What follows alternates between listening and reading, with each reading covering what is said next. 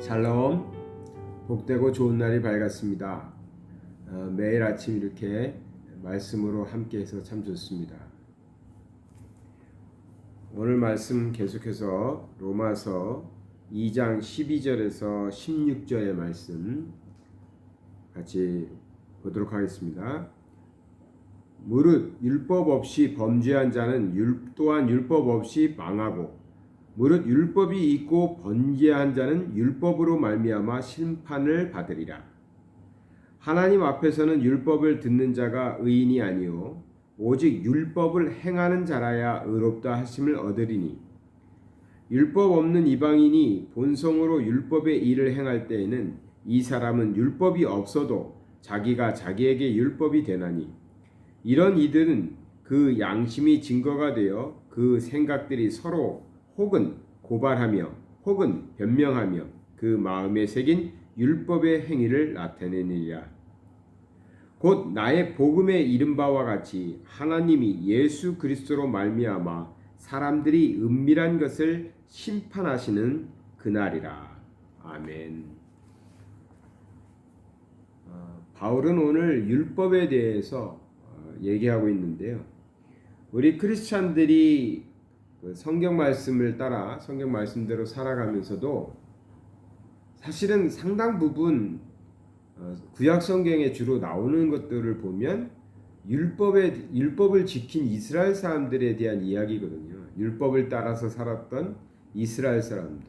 그 대표적인 게 이제 모세오경이라고 말하는 그 모세오경이 토라라고 해가지고 거기에 이제 주로 하나님께서 하나님의 사람들이 어떻게 살아야 될지 법을 정해 놓으셨는데 그것은 이제 율법이라고 합니다.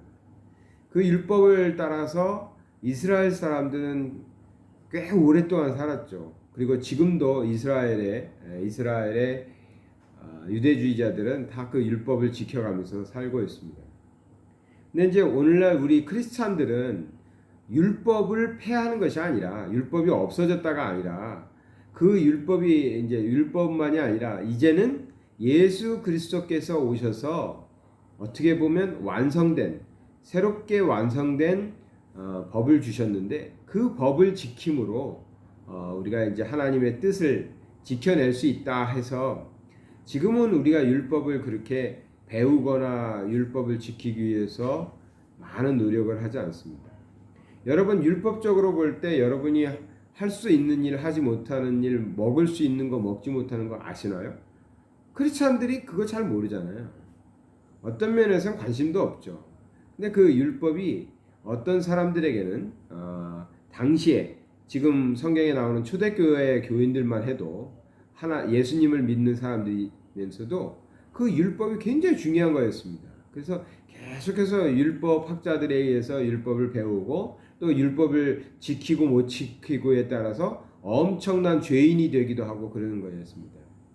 근데 그 율법은 사실 내용으로 들어가 보면 하나님의 뜻을 따라서 살기 위해서 하나님이 제정해 놓으신 여러 가지 방법들이었죠. 근데 그 방법들대로 지키면서 산다는 것이 결코 쉬운 일은 아닙니다. 물론 지킬 수도 있는 거지만 오늘날 사회에서는 결코 지킬 수 없는 것들도 많아요. 뭐 안식일에는 많이 걸어서는 안 된다. 무거운 걸 들어서는 안 된다. 음식을 사고 팔아도 안 된다. 이것을 우리가 다 지킨다 그러면 과연 우리 크리스찬들은 살아갈 수 있을까요? 그러니까 우리는 그런 것들에 대해서 어떤 면에서는 율법이 잘못된 것도 아니고 율법이 없어진 것도 아닌데 그 율법을 안 지키고 있죠. 못 지키고 있다고 할까요? 그렇습니다. 근데 만약에 지금도 율법만 있는데 하나님의 법은 율법만 있는데 우리가 그 율법을 지킬 수 없다고 해서 안 지키고 있다고 그러면 우리가 잘못된 거겠죠. 우리가 하나님의 뜻을 거스리는 것입니다. 근데 다행히도 정말 다행히도 하나님께서는 우리 사람들을 사랑하셔서 이 사람들이 도무지 이 율법을 지켜서 하나님의 뜻을 이루기에는 율법을 지킴으로 구원받기에는 너무나 사람으로서는 부족하기 때문에 그 사람들에게 율법을 통한 합격이 아니라 율법에 합격하는 것이 아니라 하나님께서 새롭게 주신 법을 통해서 합격할 수 있는 하나님의 마음에 흡족해 할 수 있는 그러한 법을 정하셨어요. 그게 뭡니까? 예수 그리스도를 믿음으로 구원받게 되는 거죠.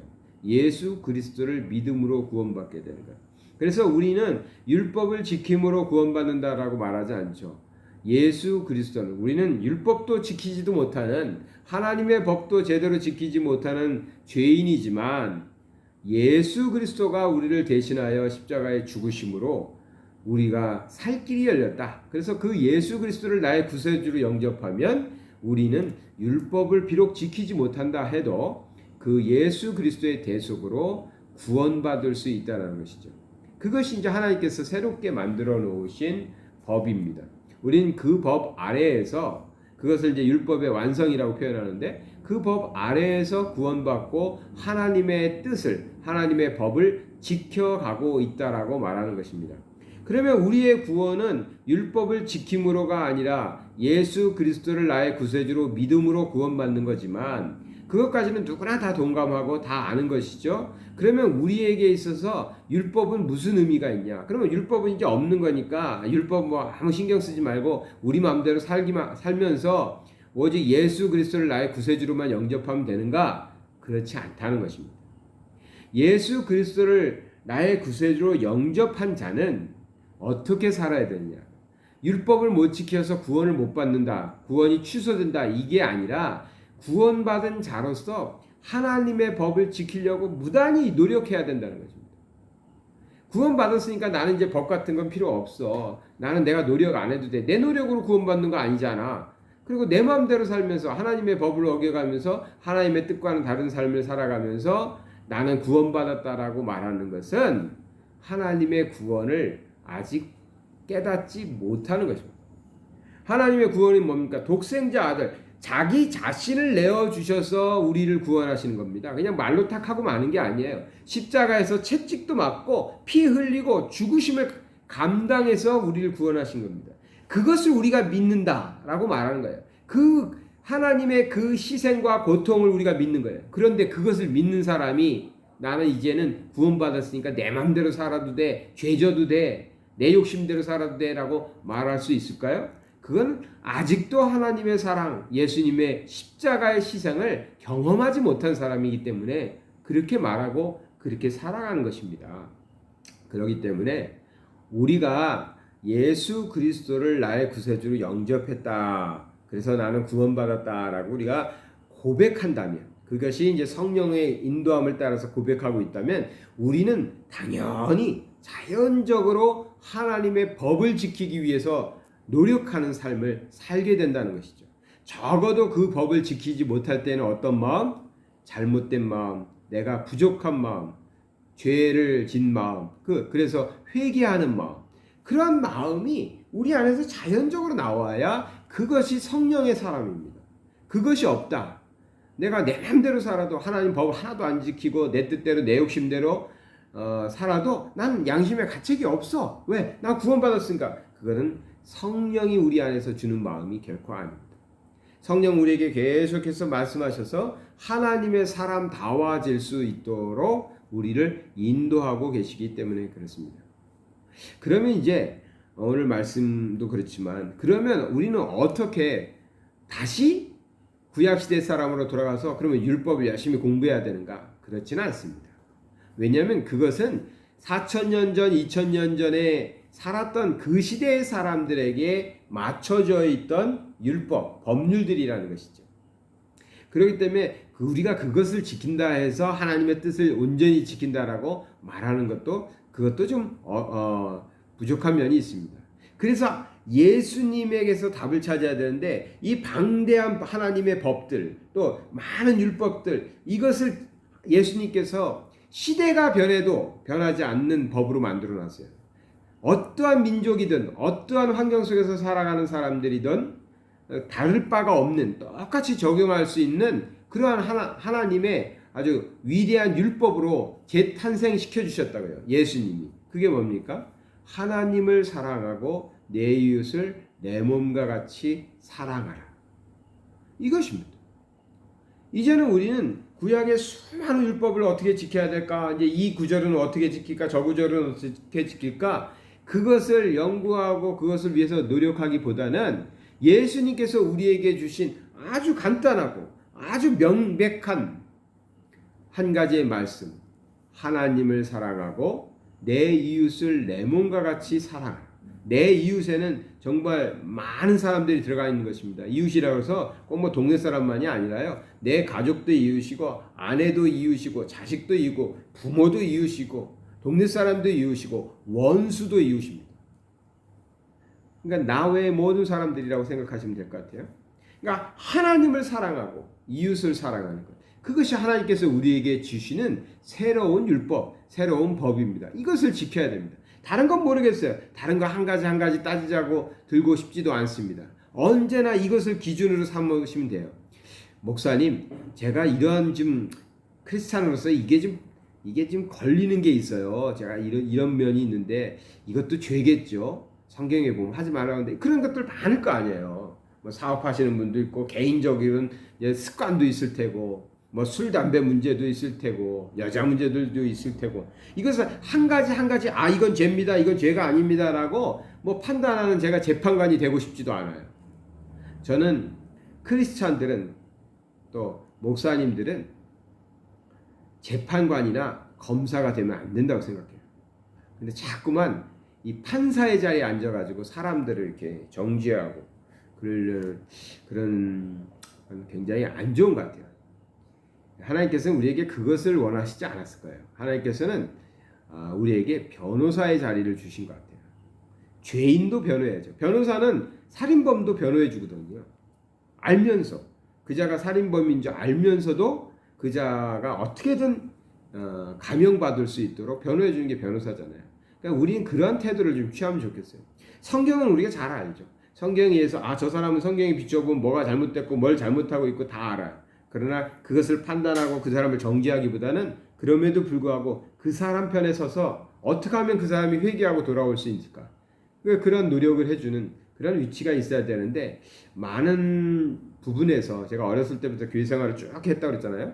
그러니까 교회에서 이렇게 보면 교회의 어르신들은 또 교회의 직분을 이렇게 받고 교회 정치를 하셔야 되는 분들은 변호하기보다는 판사나 검사가 돼서 정죄하고 심판하는 자리에 찾고 앉으시려고 하더라고요. 그러니까 교회가 아름답지 않았어요. 어쨌든 간에 그런 면들을 제가 이렇게 보면서 우리는 나 외의 모든 사람들에 대해서 이러한 마음을 가져야 돼요. 그래서 그것이 율법을 지키는 것이라고 생각해도 절대 저는 잘못이 아니라고 생각합니다. 하나님을 사랑하고 내 이웃을 내 몸과 같이 사랑하는 것. 그것이 예수님께서 우리에게 주신 아주 간단 명료하게 하나님의 법을 지킬 수 있는 길을 열어주신 거예요. 그럼 뭐 주일날 식사를 해도 됩니까? 식당에 가서 밥을 사 먹어도 됩니까? 멀리 가도 됩니까? 차를 이용해도 됩니까? 이런 질문이 의미가 없어요. 내가 하나님을 사랑하고 내 이웃을 내 몸과 같이 사랑하는 그 신조를 가지고 그 믿음을 가지고 그 철학을 가지고 우리가 매 순간 살아간다면 다른 것들은 문제가 안 돼요. 왜? 그것을 기준으로 해서 움직일 거니까. 그것을 내가 하나님을 사랑하기 때문에 내가 오늘 멀리까지 가는 것이고 내가 내 이웃을 사랑하기 때문에 음식을 사서 그 사람과 식사를 나누는 것이라면 문제될 게 없어요. 예수님께서 하신 우리에게 주신 법률이니까. 어떻게 살아야 되느냐? 오늘 말씀처럼 예수 그리스도께서 우리에게 가르쳐 주신 대로 그 수많은 법들 다 몰라도 율법들 몰라도 예수님이 말씀하신 대로 내가 오늘 하루를 살아가는데도 하나님을 사랑하고 내가 오늘 하루 사는 동안에 이웃을 내 몸처럼 사랑하는, 하나님을 사랑하는 건 하나님이 대답을 안 하셔서 잘 모르겠어요. 우리가 정말 하나님을 얼마나 사랑하는지 모르겠는데 하나님만 아실 거예요. 이웃을 사랑하는 것은 이웃을 통해서 고백이 돌아오는 겁니다. 이웃들이 얼마 안 지나서 저도 이제 코타키나바루에서 지금 벌써 보니까 8년째 살고 있어요. 그러니까 여기 사는 분들도 저희를 알 테고 저도 이제 많은 분들을 알아요. 우리 성도님들도 다들 이렇게 둘러둘러 알 거 아니에요. 이제 우리가 이웃을 사랑했어요. 그 결과는 어떻게 나타나요? 그들의 입술을 통해서 돌아서 제 귀에도 들어오고 여러분 귀에도 들어오는 겁니다. 그렇게 살아야 돼요. 대충 이웃들이 살아가는 모습 정도 아니라니까요. 남들이 하는 섬김 정도 아니에요. 예수 안 믿는 사람들도 섬긴다고. 다 서로 얼마나 좋은 사람 많은데. 제가 어저께도 만난 사람 참 안타깝더라고요. 사람 참 좋은데. 좋은 사람 많아요. 그런데 우리는 그 수준이 아니라고. 우리는 내 몸과 같이 이웃을 사랑하는 것이 예수님이 우리에게 주신 법률입니다. 지키라고 하시는 거예요. 그렇게 살아가시면 얼마 가지 않아서 동네방네에서 사람들이 말할 거예요. 아, 예양교회 성도님들은 달라요. 그분들은 정말 다른 것 같아요. 너무 고마워요. 이런 얘기들을, 이런 고백들을 우리가 듣게 되겠죠. 오늘 아침에 함께 말씀 나누신 우리 성도님들 삶을 통해서 그리스도의 사람이 어떻게 살아가는 건지 한번 세상에 보여주시기 부탁드립니다. 사랑의 하나님 아버지, 감사를 드립니다. 우리는 연약합니다. 그래서 우리는 율법을 완성해서 율법을 다 지켜내서 구원받을 수도 없고 그렇게 할 만한 능력도 없었습니다.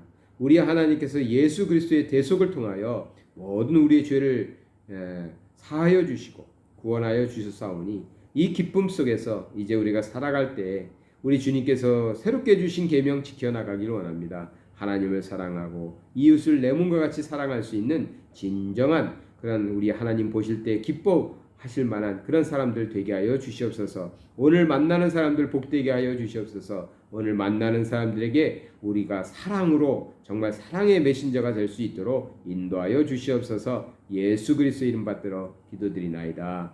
아멘.